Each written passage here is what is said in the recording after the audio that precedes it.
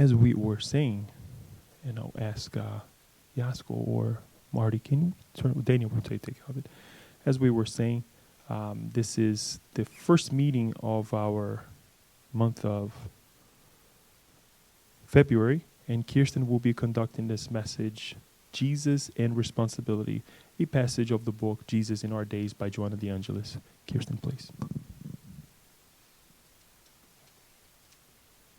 Thank you, Leo.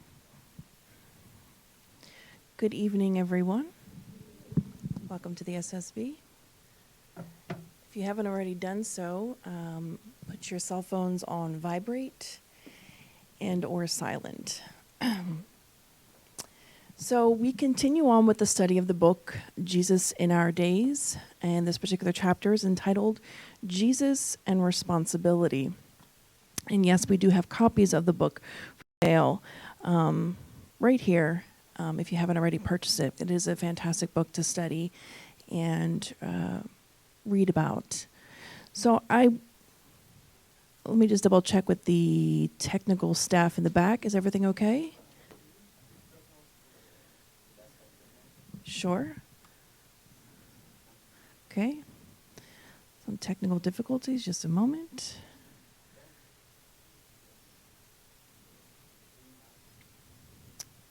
Okay, let's try again.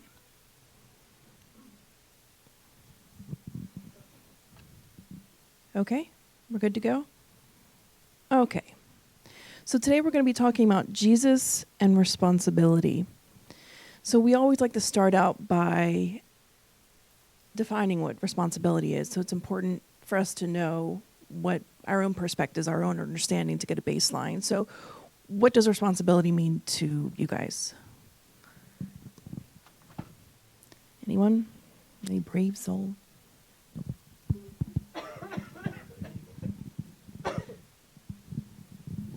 Duty. Duty, okay.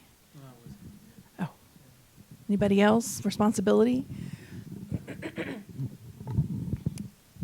Commitment. Commitment, okay. Anybody else? Responsibility? There's a mic for you. Our mission. Our mission, okay. Ability to respond. Ability to respond. Anyone else? And okay, all right. Thank you all for sharing your perspectives. Thank you, Paula. I'm actually going to leave this here in case we need to use it later. So responsibility, we're going to go over the definition from a spiritist perspective and more specifically from Joanna's perspective, and obviously from the layman's terms perspective. But today's talk is going to be really about self-reflection, as most of our talks are. And it's really important that when we talk about responsibility, that we're not referring to the responsibility of somebody else, which we will get into a little bit tonight. But it's important for us to constantly be reflecting on ourselves and not thinking about your neighbor, your spouse, your partner, or just somebody else. That we're doing that, our own internal work that we need to do. A friend of mine recommended this book, and I wanted to recommend it back to others because it's a really good book. Paul, I have a feeling you might know this book, maybe not. It's called You Are the One You've Been Waiting For, Bringing Courageous Love to Intimate Relationships by Richard C. Schwartz. It's a book based on internal family systems, and I won't get into that, but it's a very inspirational book about relationships. Why am I bringing this?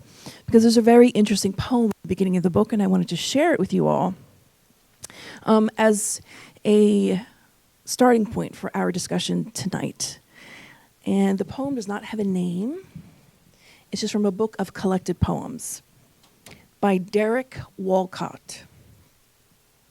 Y'all have to pay attention very intently to get what this poem is trying to say. The time will come when, with elation, you will greet yourself arriving at your own door, in your own mirror, and each will smile at each other's welcome and say, "Sit here, eat." You will love again the stranger who was yourself. Give wine, give bread, give back your heart to itself, to the stranger who has loved you all your life, whom you have ignored for another. Again, that's Derek Walcott from his book of collected poems. It's important that we learn to show up for ourselves, and that we learn to do that self-reflection, and that we learn to meet ourselves for the first time. So when we're going through this study, and today as well as any other Saturday that we're doing this study, it's important, again, for us to do that self-reflection work. So in layman's terms, what does responsibility mean? Responsibility, according to the Merriam-Webster Dictionary, is the quality or state of being responsible, such as moral, legal, or mental accountability. Some synonyms are reliability, trustworthiness, and also something for which one is responsible. Now, it's really interesting when we talk about responsibility, and when we were studying, this came to our minds, and when we were discussing with someone, this came up. When we talk about responsibility, we're not necessarily talking about the responsibility we have at work, although that's important because we have a responsibility, but more so our responsibility before life, before everything. And when we are going through life and making an analysis, not that everyone does that, like from day to day, moment to moment, I'm sure we're all not analyzing every single last part of our lives, although it would be a good habit to start to do. But we're talking about our own responsibilities to ourself and how important that is. And we were having a discussion with a friend who said, well, what about the responsibility of somebody else? Well, who's going to be in charge of that? They are, not us. It's not our responsibility to keep tabs on somebody else, with very few minuscule exceptions. So I just wanted to go over a few talking points real quick about fault, responsibility, and our community. We are each responsible for what we do, how we act to a situation. We don't always have the opportunity to control our circumstances, where we're born into, who we're born to, and the circumstances that we're perhaps born into as well, the country that we're born into. We don't always have the option, although from a spiritist perspective, you may have had a hand in putting that plot together for you.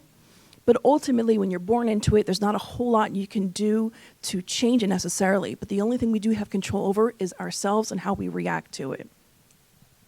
The one, we would say, kind of exception in a sense, because I know this is going to come up in somebody's mind, came up in ours.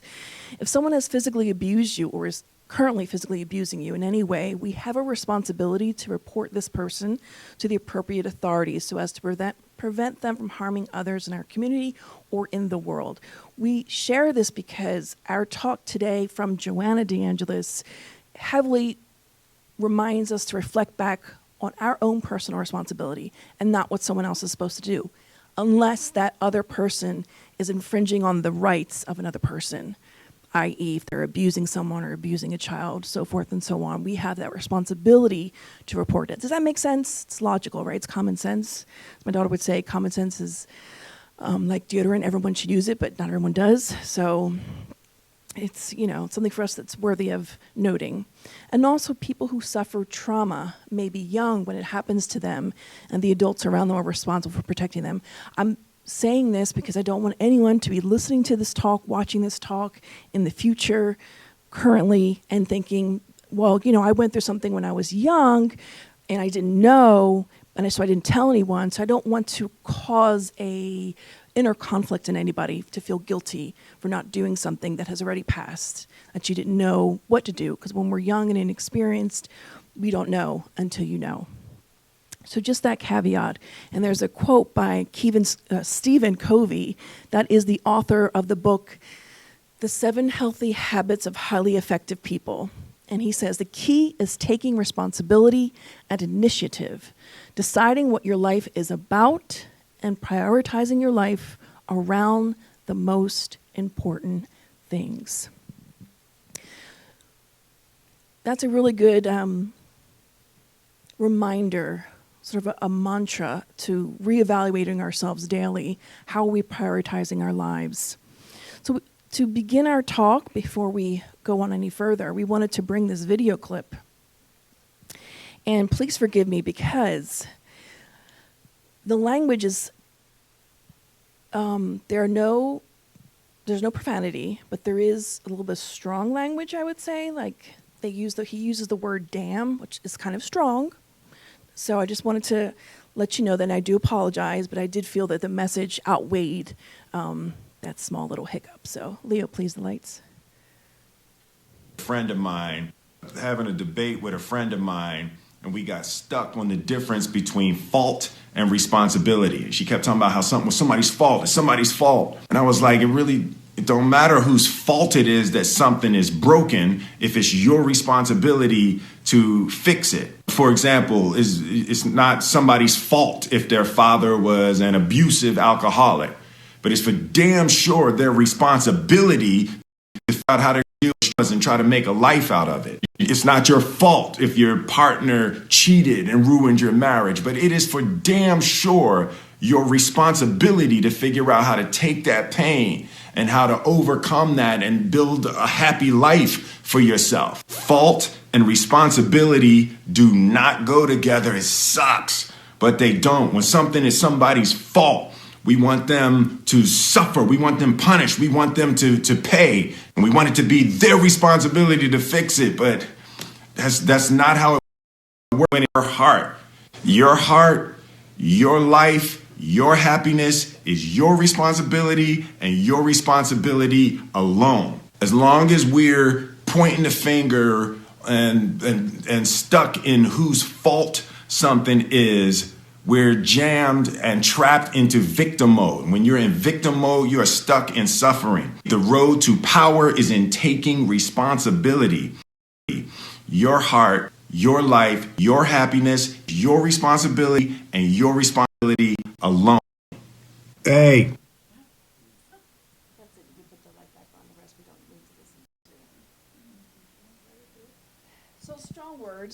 Strong Words by a well-known actor, musician, and I'm sure he does other things as well. Yeah, Will Smith. No, I know, I was going to say his name. I was trying to premise his name by stating who he is.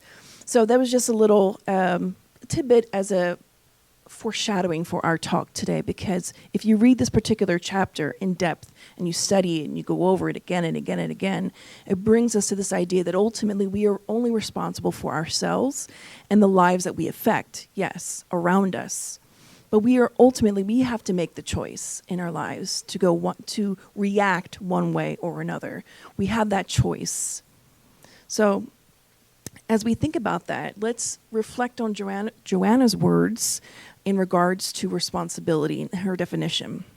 She says, and for those who are following along with the book, I have not followed the exact sequence, thank you, that she has it, so you might not find it.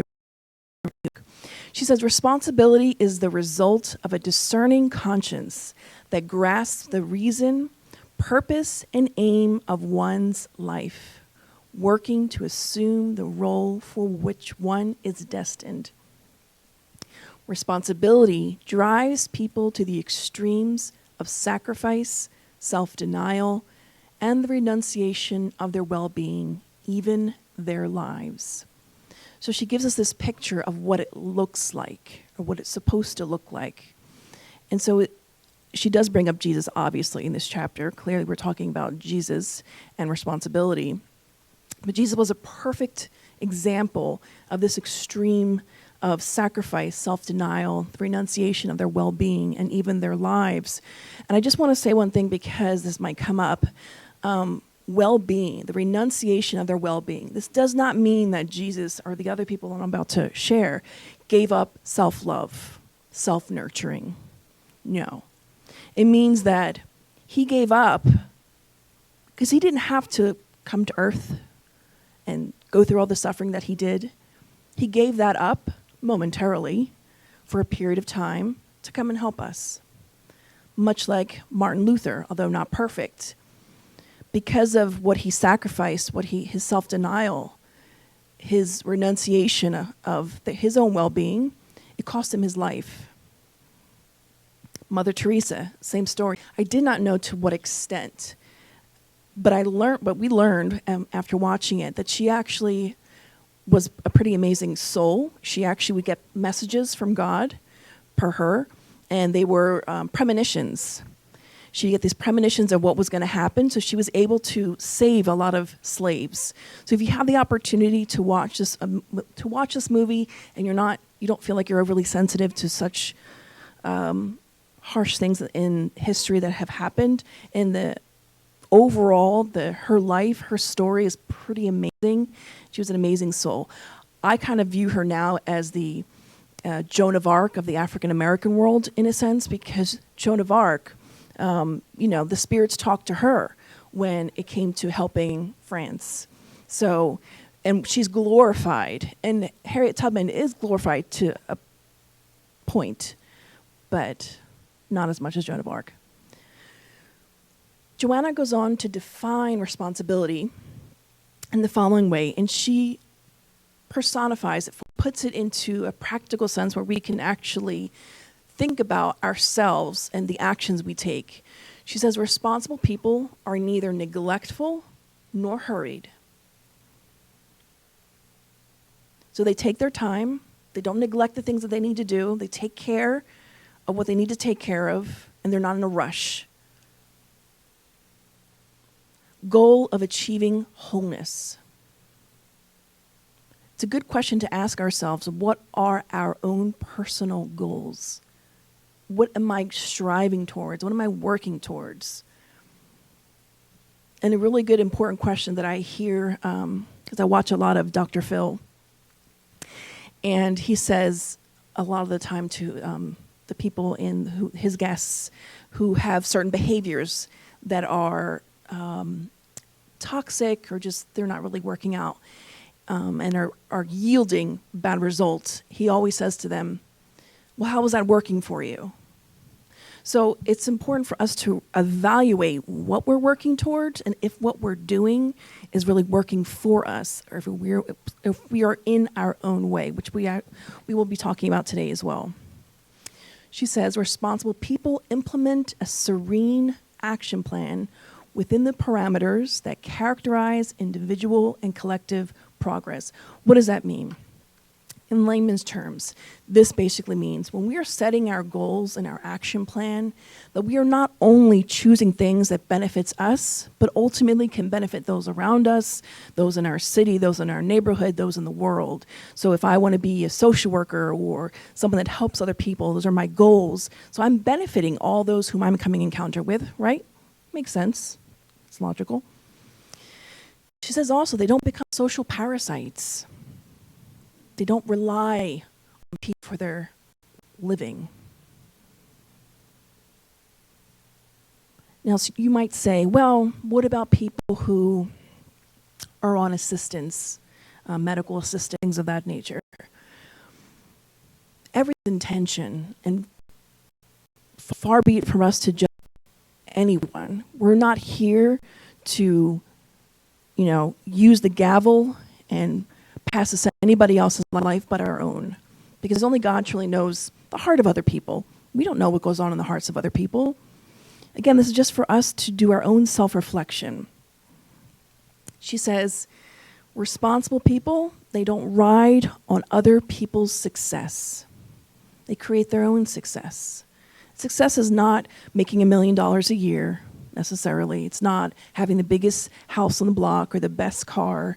That's not necessarily success. Success is finding that inner peace, achieving your own personal goals, and things that are something that no one can ever steal from you. And she said, responsible people, they don't hide behind silly excuses. Well, I can't do this, or I can't achieve this because of X, Y, and Z. Or because I was raised like this. I can't do that. I don't have the money for that. I can't go there. I can't become that. I can't play the guitar. Well, if you can't sing, I'm sorry. It's one thing. But you could take singing lessons and sing a little bit better. But everything is effort. And I heard this story recently from Joel Osteen. Do we all know who Joel Osteen is? Yes. Okay, great. So his story, we all probably know more or less his story, that his father was a pastor. He passed away. Then he became the pastor of this church and grew this big conglomerate. But one story I didn't know about that he was sharing recently, he said that when him and his wife, Victoria, first got married, you know, they were like any other regular average people. They were starting out. They didn't have money. They were like, you know, just average Americans. So they were saving for their goal was to save for a lot of years to put a down payment on their home, on their first home. So after some time, they were putting money away. They were saving money. They were scraping because there was just the two of them at that time. They didn't have the kids yet. So they were able to put away a significant amount of money. And then one day, Joel said he got a letter in the mail from the IRS saying that he owed thousands and thousands of dollars to the government. And he was shocked. And what he found out, what happened is the person who did, the CPA that did his taxes actually lived in a different state and was not familiar, they afterwards found out, with the laws in Texas, the tax laws in Texas. So that in turn cost them thousands, and all of the money that they had saved at that point for several years needed to go to paying off this taxes. And they were completely heartbroken. And they were just like shattered, like, you know, you might think, well, why, God? Why is this happening? Like, we did our taxes. It wasn't our fault what happened. So Joel thought about it. He prayed about it. He said, okay, I'm going to do something about it. So him and his wife, they searched for a tax attorney, just a local one in the area. And he became acquainted with him, and he said for about 2 weeks, this tax attorney used to come to his house, his apartment house, every day, eat dinner with him, stay for hours, going through new paperwork and doing a bunch of other legal stuff that, you know, the attorney had to be present with Joel in order to get certain questions answered. So they did this, and they actually formed a relationship. So they kept this relationship even after the fact. And eventually, actually, this attorney helped him to not have to pay back all of the fee in its entirety. So it worked out well. They stayed friends. Many, many, many, many years passed. And Joel, his congregation was growing. And someone had offered him to buy a radio station or a television station, one of the two. And he said, I didn't know anything about contracts or laws or anything. He's like, I knew about God in seminary. Asked me what you want, I'd know, but I didn't know about that. And he said, at that moment, it had been years, like decades, since I had thought about my attorney friend. So he said, I called up my attorney friend, and he said, oh, sure, I'll help you with your contract. So with his help, they were able to secure a really good contract, and were able to get this particular television station or what have you. And years had passed when they had this particular television station or whatnot, and it was because of that television station that when they sold it, let me backtrack a little bit. If you all have seen Joel Osteen in his current church, and it's like humongous. So when they found that place, it was going to cost about $100 million just to renovate. And Joel said to his wife, there's no way. We don't have this kind of money. He had money, but he didn't have $100 million just to go throw it into a building. So they had decided at that time that they didn't really have a need for the radio station or television station, whatever it was, anymore. So they decided they were going to sell it. So with the help of the attorney who'd originally gotten them this amazing contract, they sold that station for millions. He did not say it was an undisclosed amount, but he said millions. It was enough to cover the renovation and more of that place. So why am I sharing this story? As Joel likes to say, many things in our lives seem like a setback when really it's a setup. So he said, it might have looked like, and even to us here, that tax issue 15 years ago was huge. That was going to use all of him and his wife's savings. And he was questioning God. Well, why is this happening? This is a huge setback for us in our goals and our dreams, and we're living right and righteously. But he said, in actuality, that was God's set up, because had it not been for that attorney who helped us fix that situation, if that situation had never happened, we would have never met that attorney. And that attorney played a huge role in getting us the contract to that radio station, which we sold for millions, which allowed us to get the church that he's in now. So everything works for our benefit. When we're thinking about our lives, our struggles, everything in our lives is for our own benefit. That's why it's important for us to do this self-evaluation of what we're working towards. And not only that, but evaluating how we are reacting to the things in our lives. How am I behaving? How am I reacting or acting when something bad goes wrong in my life? When things don't go my way? The only responsibility that exists in the world is our own personal responsibility that we have to choose how we're going to deal with a situation. Because oftentimes we cannot change our circumstances. We can change how we view them. As usual, Joanna brings Christ into the mix, because we use him because he is our model and our guide. He is the backbone of this talk and of our studies. And she brings in our reminders of Jesus. And she says, as the shepherd of souls, Jesus has taken responsibility for us, enlightening us regarding our duties, true needs, and real objectives. He gave himself for us, even in death, as if his life by itself were not a great and stoic enough sacrifice of love. He called all those who sought him to the duty of responsibility, which renders them capable of great achievements. So Jesus didn't just come to leave us this great example. When people came to him to get healed, when people came to him for help in their situations, and he did help them, who remembers what Jesus often said to those whom he healed after he healed them?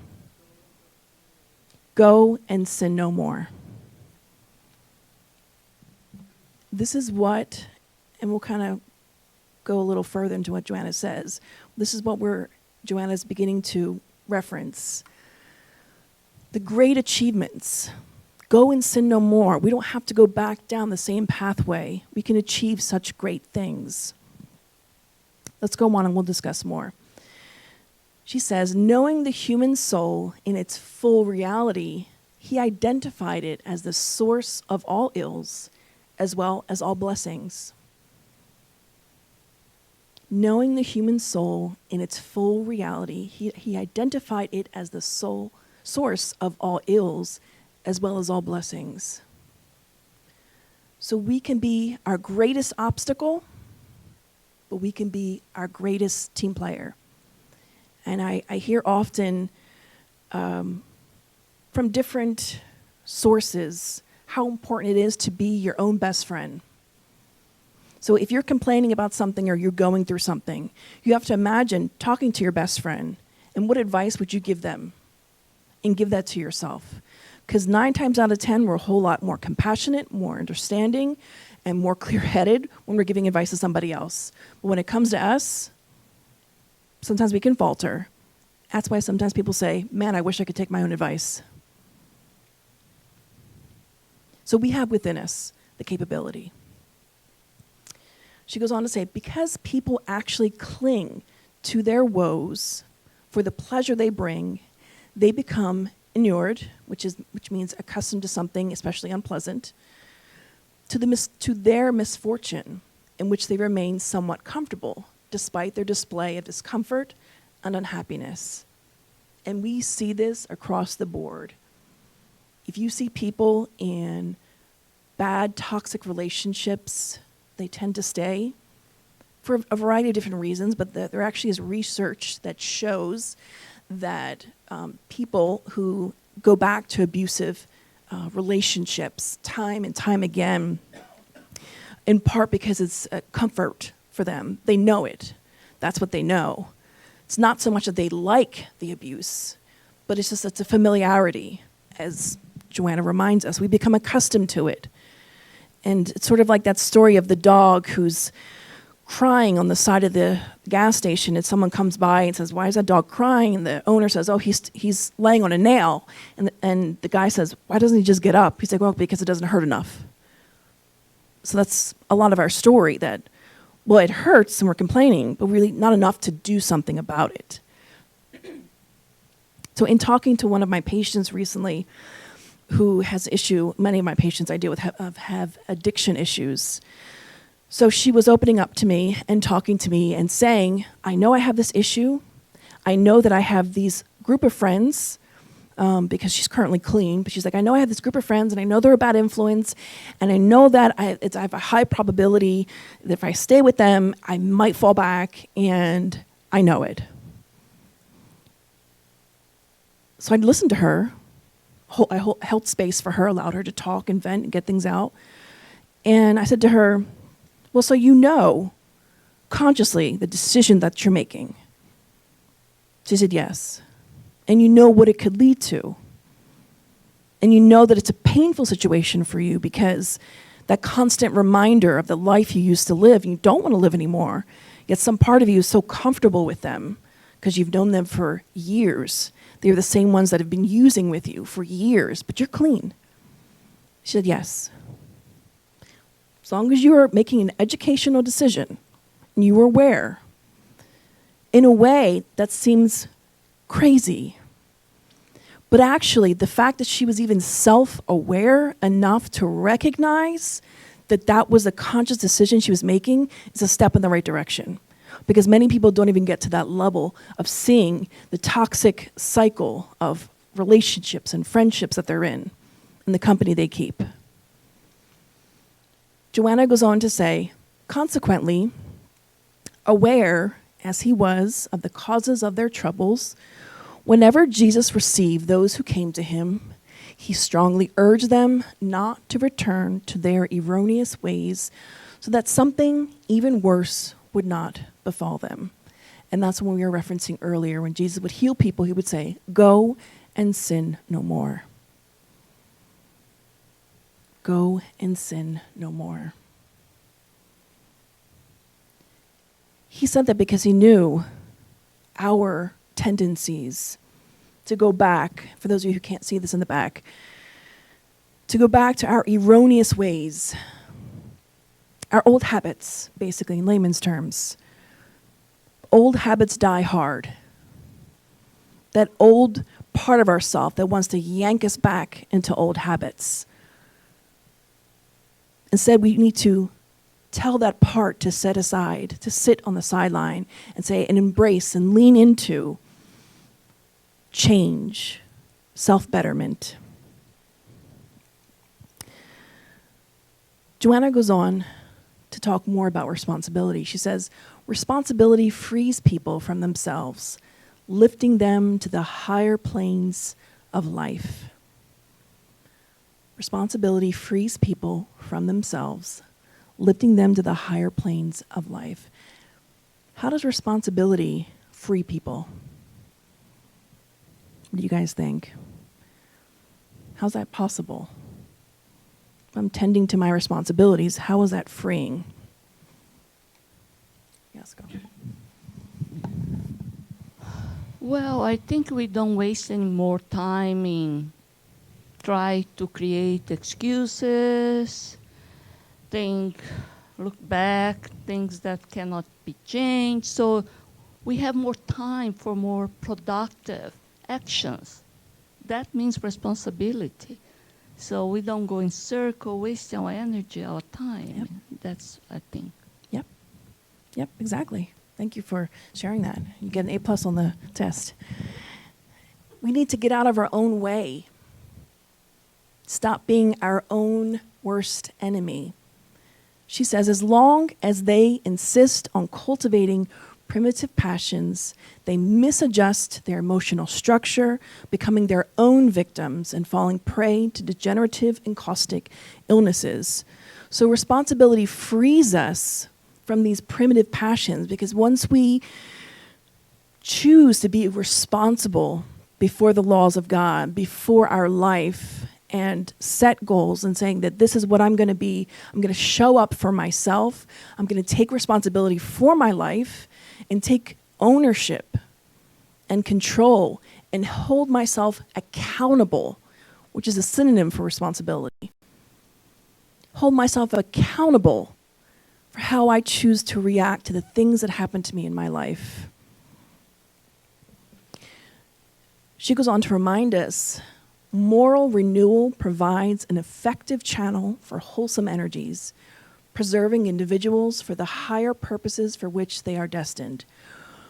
We already know, in layman's terms, what is she saying here? Moral renewal provides an effective channel for wholesome energies.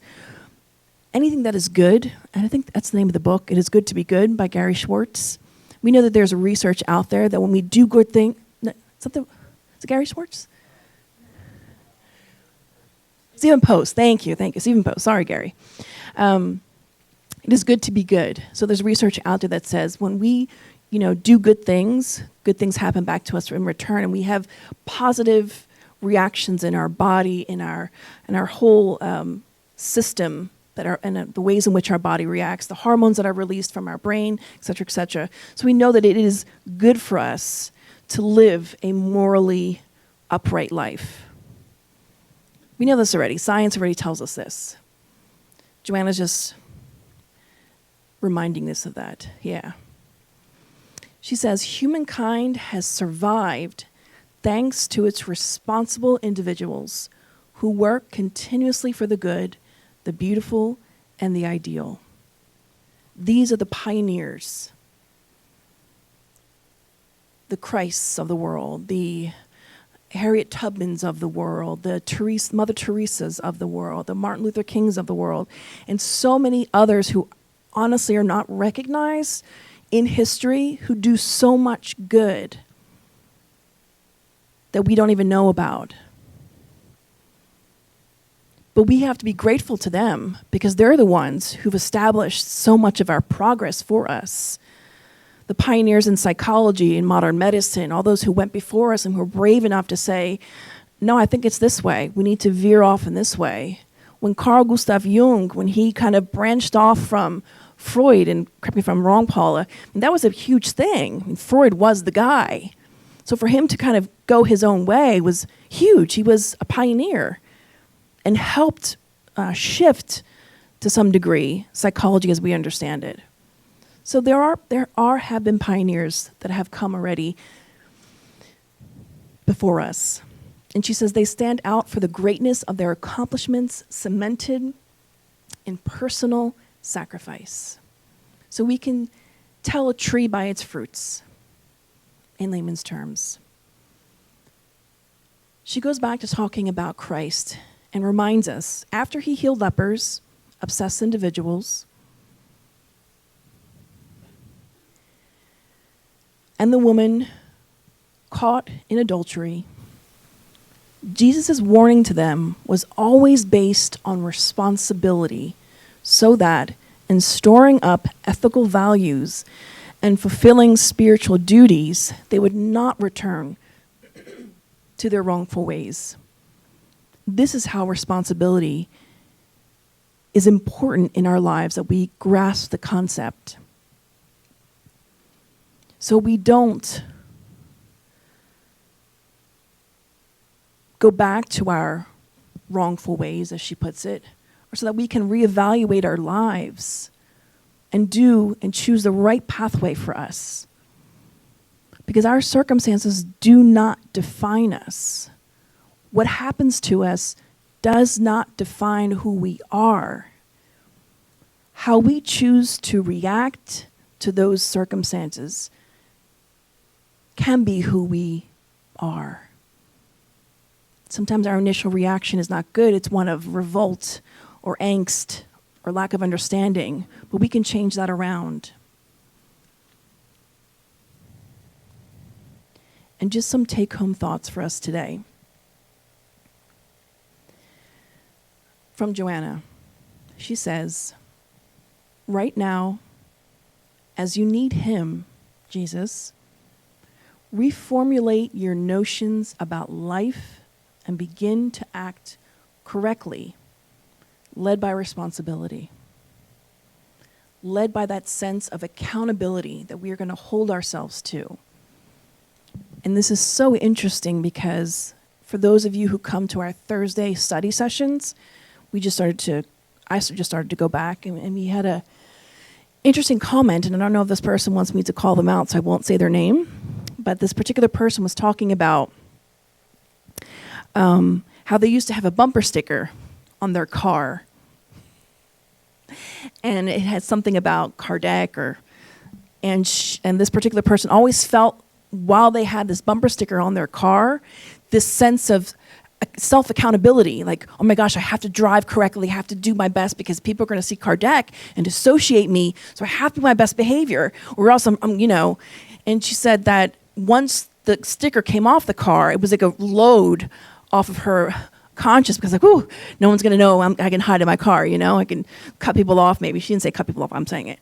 And I remember feeling the same way, because sometimes years ago when we would come to the center driving in our car and I would beep at someone because they're going slow or something, I would think, oh my gosh, what if that person's going to the center and I see them and they know me and I'm like, oh gosh, I was just a terrible person. So it's this sense of accountability. We know when we're not doing something that we should be doing.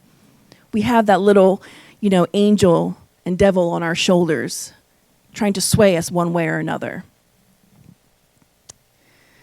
Do not blame others for your setbacks and failures. Identify them and begin your renewal. This is such a powerful sentence. I wish I could tattoo it on the brains and hearts of humanity. Do not blame others for your setbacks and failures. Identify them and begin your renewal. If you study victims of trauma, what differs the successful people, meaning the ones who are able to transcend and be resilient, versus those who chose to stay in victimhood, are those who are able to not blame others for those setbacks. We can look at people like Maya Angelou, for instance, who came from impoverished, somewhat broken home, being put back and forth between her biological mother and her grandmother, and then being raped at the age of 6 and going mute for quite a number of months to years after that. It's traumatic to experience rape at the age of 6. But she did not allow that to define her. Instead, she became the Maya Angelou that we all know and hopefully love and admire. The same goes for people like Oprah Winfrey. We're only stating this because these are the people that have just come popping into our head at this moment. But she too experienced sexual abuse and trauma and didn't allow that to define her. Although there were people in her life telling her, you're trash, you're black, you're never going to amount to anything, you're good for nothing. She said, I could have believed that. I could have said, you know what? I don't come from anything. Where am I going to go? What am I going to do with my life? But she chose to believe in herself instead. And she became what she is today. And I don't know how many of you know this about Dr. Wayne Dyer, the late Dr. Wayne Dyer, because he passed away already. I heard him tell his story of when he was applying to his doctorate program. And that he said, it's either his doctorate or his undergrad, one of the two, but they're equally just as important. He was talking about how, he probably thought he wasn't going to get in. And I believe I want to say he didn't get into the program. For the sake of the conversation, let's say that. But he wrote this long letter to the dean, let's say, of admissions, and explained his whole life and was able to actually, I believe, have a meeting with them and explain his whole life and why he should be eligible to join this program, that he was a dedicated, responsible, goal-oriented young man that wanted to make a difference in this world. And he just needed someone to give him a chance. And this person could have been like, no, on to the next. But But that person gave him that chance, and he became who he was today. And those of you who know Wayne Dyer's story, he was in foster care, and then he went back to his mother, and it was very unsettling childhood. So he had every reason to blame all the setbacks for anything that he failed at. But he chose otherwise. Do not blame others for your setbacks and failures. Identify them and begin your renewal. This is not an easy task. She's not saying it's easy. She's not saying it's simple. She's not saying that you're going to get it on the first try, that the road's not going to have bumps. She's not saying any of that. Not at all. You're going to be full of bumps, full of hardships, full of challenges. But our first step is to identify it and begin the process of getting back on track. Believing that God loves us. I was watching an interview with Maya Angelou, and I was really taken aback because Oprah had asked her a question about something that was very meaningful to her. And she simply said, what was most meaningful to her in her whole life was that God loves me. And she said one particular day she was reading a text to her mentor over the phone. She read this text in the book, and her mentor, who also was her voice coach at that time, said to her over the phone, read it again. And she said, God loves me. He said, read it again. God loves me. Read it one more time. God loves me. And in the interview, you see tears falling down her face. She said, I can't believe, I'm in amazement at this creator loves me. Poor little old African-American girl came from nothing, who's nobody, loves me and all my flaws and all my good things too. He loves me, this great creator who's all love and all knowing. But how amazing that is to have that perspective, to have that connection to our creator and to be in all of that. We felt that that's something to even look up to. Joanna DeAngelis, in one of her other books, she talks about St. Francis of Assisi and how he lived his life. And that he lived life in this sort of magical way that everything around him, he was awestruck. He was in awe of nature, life. He was dazzled by it. She uses words like magical and just amazing because he was so humbled at the small beauties of the world, the animals, nature, small acts of kindness. It left him in awe. She goes on to remind us, even if you do not want it, you are nonetheless always responsible for the consequences of your actions. I think that's pretty cut, clear and dry. Cut and dry, thank you. We don't like the consequences of our actions, but we're still responsible for them. We're not responsible for the actions of others, but we are responsible for how we react to them. She reminds us, you will reap what you sow. Cut and dry. Not easy when we actually have to deal with it. She ends by saying, therefore, assume your commitment to the Master, and you will stay healthy inwardly, uprightly pursuing your duties with responsibilities. Assume your commitment to the Master, and you will stay healthy inwardly, uprightly pursuing your duties with responsibilities. On the way here to the SSB, we were listening to actually Joel Osteen, and it seems like he has this narrative that he shares a lot, that we need to always just trust God, no matter what's going on, no matter what people are telling us, that not to believe the negative, but believe the positive. And to me, when Joanna says this, making the commitment to the Master, meaning Jesus, that we will stay inwardly healthy. Why? What is it about staying committed to the master that can make us healthy, balanced? What is it? What is significant about staying connected to Christ that can keep us balanced and healthy? Anybody?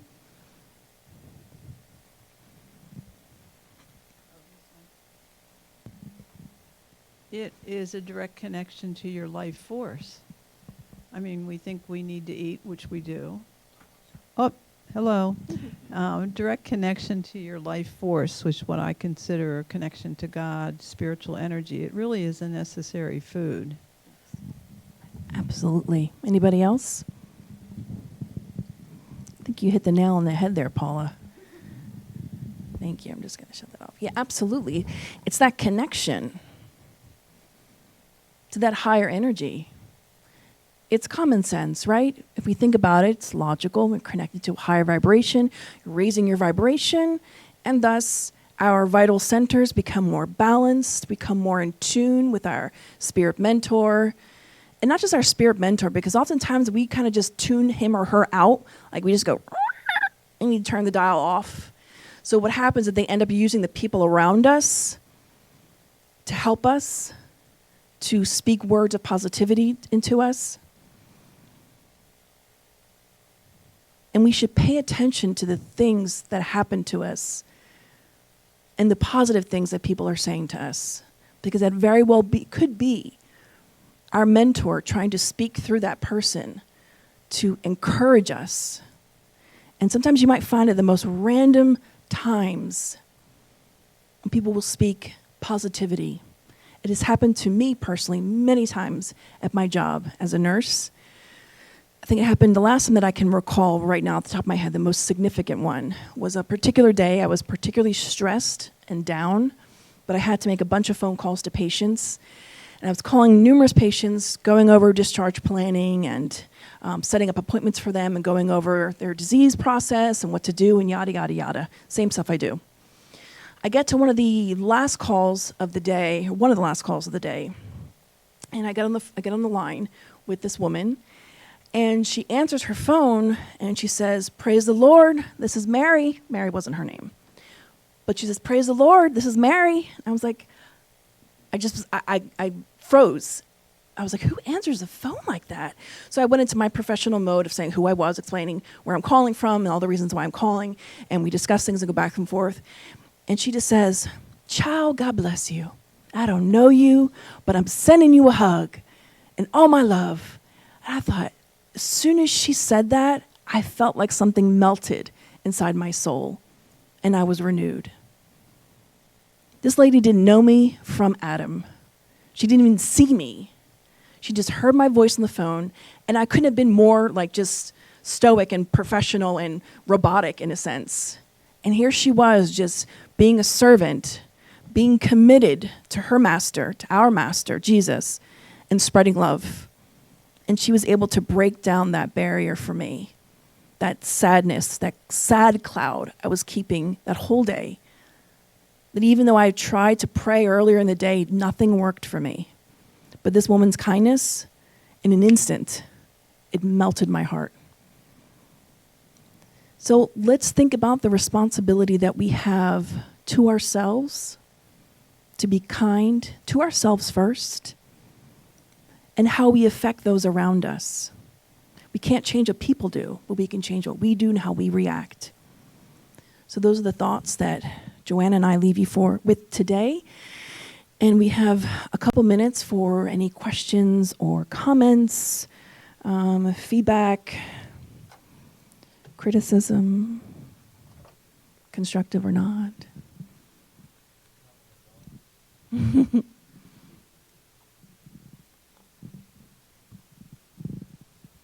Oh, that was very good. The previous slide, yes, when you say, even if you do not want it, you are nonetheless always responsible for the consequence of your actions. I was thinking that no actions continue to be actions. And we have a lot of excuse not to take the responsibility or the actions. So that Jesus, said the parable of the talent. And of course, the one that hide the talent had all the excuse. Well, my other fellow got 10, he could risk. The other one got 5. The other one got 2, it could risk.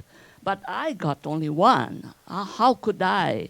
So we tend to do this in a very intelligent way sometimes. It's not a silly excuse when you have there that we use some silly excuse. No, we sometimes are very smart to bring our excuses that everyone around us, the audience, can say, oh, she's right. Of course.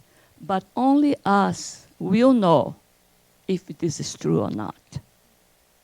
If this excuse is really acceptable, is true or not. If I really didn't have ways to apply that talent. Absolutely. Because at some point in our lives, we have to take a risk. We can't be like that person and hide our talent in the ground and use the excuse that, well, I didn't want to gamble. I don't believe, nor Yasko, nor myself, nor Spiritism is encouraging gambling. But just at some point in our lives, we have to take a little bit, we need to step out on faith. Go ahead, Paula. Your comment reminds me of one of my favorite Wayne Dyer books, Excuses Be Gone. Great book. It's so simple. And what I hope is that instead of the excuse, we could come up with a true statement, like I'm scared, or I'm too tired, or I'm worried I can't fulfill it. If you can speak that way instead of the excuse quickie, then you have a chance of growing. Thank you for the talk. It was wonderful. Just to share a little bit of my own background on the word responsibility, it always scared me. It could be due to my strong moral upbringing. The Catholic nuns were good with that, scaring you about consequences for misbehavior. So what really helps me now that I've matured is I would add the words with joy to the very last sentence. It is a privilege to be on the earth. It is awesome to be able to respond and to complete responsibility. So with joy, I'm better off with that word. Absolutely. I actually wanted to speak to something you said about instead of making excuses, acknowledging what emotion we're feeling. And that's why I love internal family systems. It is a type of psychotherapy where it talks about the different parts of us. I'm not an expert. I'm just learning about it recently. But basically, I'll give you an example. Before I gave my talk here today, I was worried about some things. And I asked myself, why am I worried? And then myself answered to myself and said, well, because I fear that I'm not capable of achieving X, Y, and Z. So I told myself, because this is a part of you, step to the side and let me walk into my wholeness and my greatness, because I can do good things. And no matter what happens to me, I can endure them. Because sometimes there are parts of us that we need to ask to step to the side, our fears, our insecurities, and say, I want to step out on faith. I believe in myself. You begin to have a more positive narrative. So thank you for sharing that. It's really good. And that book is really good too, Excuses Be Gone. Anyone else? Comments, questions? I do. I have Leo in the back. You can just pass the mic back.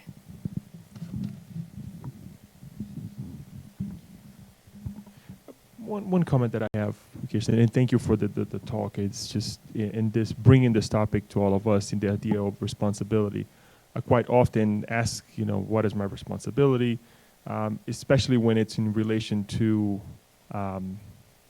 liberty, right, or my rights, And then I think that when we go beyond that, you always have to question your responsibility towards your right and the rights of others. It goes back to this, the second paragraph, that do not blame others for your setbacks and failures. And, you touched a little bit on it. And quite often we see people not directly blaming others, or let's say, for lack of better words, not facilitating the life of others because they had their own setbacks and they don't believe that other people can have a more fulfilling life. And they do things sometimes not directly, or they don't think that they're hurting others, but it's happening. And how much I try to think as well of, am I doing that? Or am I, with my setbacks, also hurting others indirectly? Because sometimes we believe that if I had this type of life, also others have. An example of this is parents who believe that, you know, the harsh life that they lived while growing up, their kids also have to go through. Not necessarily, it's a different way of life, different, time altogether. But how much we see, at least I notice quite a bit, on how much people, they do it, and the madness that they create as well, because they have that inside of themselves and they don't free themselves of all these setbacks, all these things. So I think it's a good point for us to analyze and truly facilitate. If I went through a harsh, like Will Smith was saying, a moment of my life, that doesn't mean others have to go through. Quite the opposite. Now I have to be on the alert so others don't go through, right? And facilitate the life of others so they are more fulfilling. They live a better life and they don't have to go through that. Obviously, everyone have their choices. Everyone have their responsibilities. And what they will do will have consequences. But at least for us to be on the watch, not to cause it or not to create a mess on someone else's life just because we suffered. So, Absolutely. I think what you're referring to is basically when we have issues, we allow that to spill over into our relationships. So I want to give you an example. Just debating if I should give this example. It's rather personal. So I will. So our daughter is getting ready to go away to college, and the usual American stuff, applying to a bunch of colleges and filling out FAFSAs and all that, the whole 9 yards. And I was struggling with this idea of her going away and growing up and becoming, 18, all these kind of things that had triggered my own personal issues that I have for decades. I wasn't aware of it at first.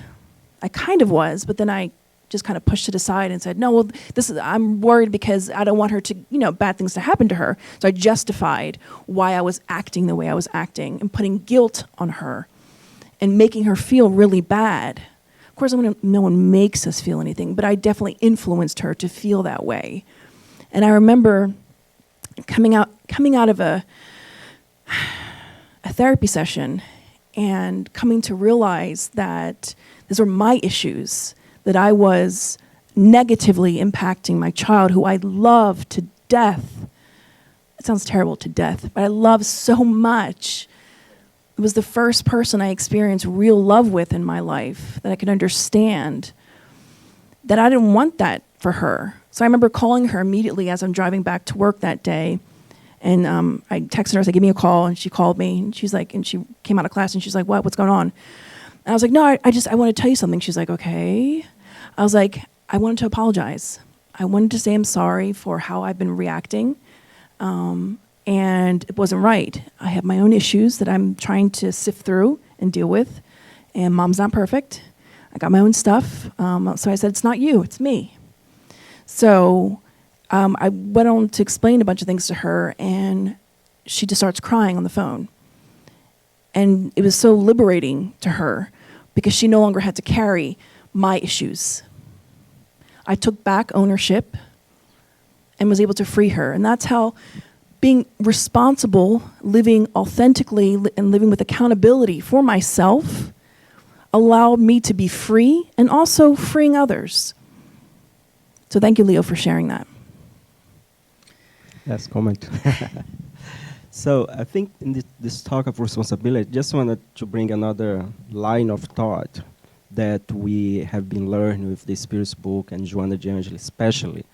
There is a question in the Spirit's book that asks, what's the most effective way for us to improve ourselves? And the answer is short, is know thyself. So this answer, I think, is the root of all our problems, including the lack of responsibility. So one thought that we should, and this is for me first, and I try to put this in practice, is learn with the not responsible act that we have done. The consequence of a lack of responsibility brings to us. For example, I will give an example. We always, it's very silly this example, but I always think like this. Okay, the gas of my car is close, is 1/4, is close to the E, empty mode. So I calculate mentally how much miles I have to drive every day. Then I think like, okay, should I stop now to fill up the tank, or should I let this for tomorrow? 95% of the time, if I let for the next day, something happened. Or I'm late for work, or the weather is not good. So I learn with that I don't let get close to E. So that brings some bad experience, and I think we should take ownership of our bad experience and try to be more responsible, starting with the small thing. I'm gonna wash this dish tomorrow before I go to work. Guess what? You're gonna have a night that is not gonna be so pleasant, and you're gonna miss the dirty dishes over there. Just take extra 5 minutes and do it. So I think that's one example, and I'm sure this with you guys, because a lot of little things I used to postpone, and nowadays I'm kind of speed up. I don't know if it's the age that is, pushing, but I don't want to leave anything for tomorrow if I can do it today. Benjamin Franklin. Thank you. Don't leave for tomorrow what you can do today. Thank you, Daniel. You said a word that's really important and for us to take home today is the word ownership. And to know and own the parts that we play in the issues that are going on in our lives. Not the circumstances necessarily, because sometimes we don't cause them. Sometimes they are circumstances that we need to go through to learn, but we need to seek out our own ownership, our accountability, the part that we play in our own narrative of our story. We tell in our mind and to others. And I'll end with this story because it's recent relatively, and I think everyone knows who this guy is. Raise your hand if you know who Howard Stern is. Really? If you know, okay. Howard Stern, you can Google him later, for those of you who don't know. Yes. See, he was a radio talk show, mogul, millionaire, yeah. So his repertoire, his narrative, his whole style was very derogatory, was very some might say dirty or low. So for years, that's how he lived. He made his money. His show had a lot of viewers. He's on Sirius Radio, has his own channel, all this kind of stuff. So recently, he came on Anderson Cooper. Was it you, Paula, who told me that? I think it was Paula. He came on Anderson Cooper, and he was sharing how he decided to go into therapy, intense therapy, where he was going several times a week, correct me if I'm wrong.